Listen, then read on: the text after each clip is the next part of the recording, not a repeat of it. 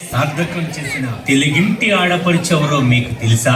1841 తూర్పు గోదావరి జిల్లా రామచంద్రపురం తాలూకా మండపేట గ్రామం అణుపిండి భవానీ శంకరం నరసమ్మ అనే అన్నం కూరలకు జన్మించిన నిండు కంచం డొక్కా సీతమ్మ. భవానీ శంకరం గారండి, మీరు ఎంతమందికి ఆకలి నింపుతున్నారండి. నిజంగా చాలా గొప్పోళ్ళండి మీరు. ఆ భగవాన్ ఒక్కడేనటి వాళ్ళ కూతురు సీతమ్మ అసలు నాన్న బాటలోనే నడుస్తుంది. నిజంగా మీరిద్దరు ఈ ఊళ్ళో పుడతాం మేము చేసుకున్న అదృష్టం అండి. ఏదండి సీతమ్మ ఎక్కడుంది?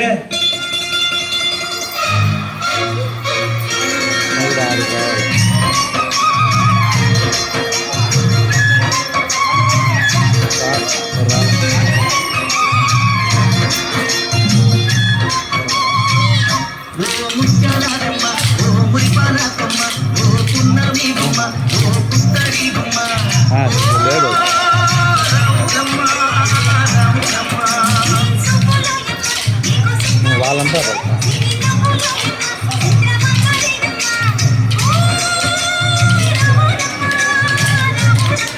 కొన్ని సంవత్సరాల తర్వాత నాగన్న చాలా ఆకలి అవుతుందిరా.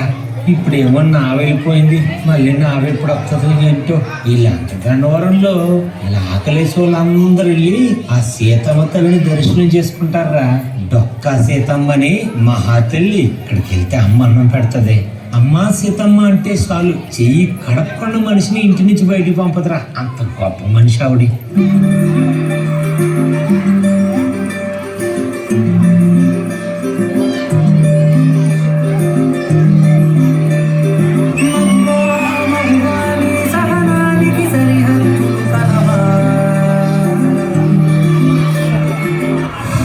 ఎంతమంది ఆకలి నింపుతుందో ఆవిడ.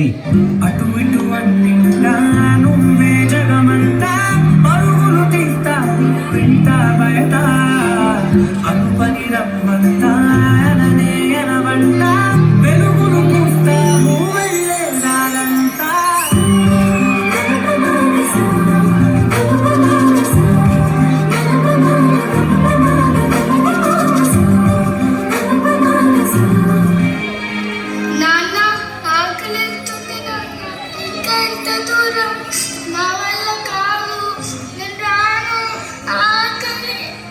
ఎదురా అంకల్ గన్నవరం వెళ్ళిపోతే అక్కడ సీతమ్మ గారని ఆవిడ అన్నం పెడతది నాన్న. మనం ఈ టైంలో వెళ్ళి అన్నం పెట్టద్ది. కాసేపు వచ్చుకోనన్న.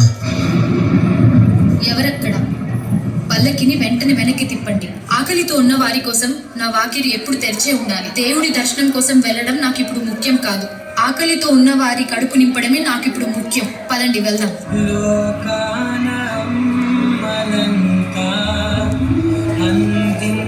అయ్యో ఎంత ఆకలితో ఉన్నారు. పదండి భోజనం చేద్దురు గాని. తినండి తినండి.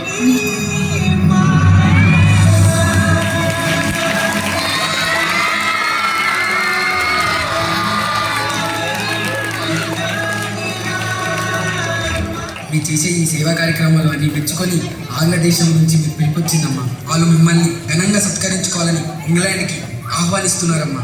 క్షమించండి, నేను లేనప్పుడు ఎవరు ఆకలితో నా గుమ్మం ముందుకి వస్తారో తెలీదు. అందువల్ల నేను రాలేను. కానీ నా సేవా కార్యక్రమాలు మాత్రం ఎల్లప్పుడూ ఇలాగే కొనసాగాలన్నదే నా ఆశ. అమ్మా, మీరు రాలేకపోతే మీ యొక్క ఫోటోనైనా పంపించమని అడుగుతున్నారమ్మా. అలాగే పదండి. గాజుల చేయి కనరాకపోతే మనుగడ కొనసాగదుగా, ప్రతి వరుసలో ప్రేమగా ఉన్న బంధమా, అంతులేని నిమిషమా, అంచనాల కన్నుమా, ఆలయాలు రూపమా, నీవు లేని జగతిలో దీపమే వెలుగునా, నీ గౌరవనో ప్రియమగు పాలనలో ప్రతి ఒక్క మగవాడు పసివాడేగా. సీతమ్మ మంచిలో లంక్ బిందెలు దొరికాయి. బిందె నిండా బంగారం సీతమ్మ. జై సీతమ్మ, జై జై సీతమ్మ, జై.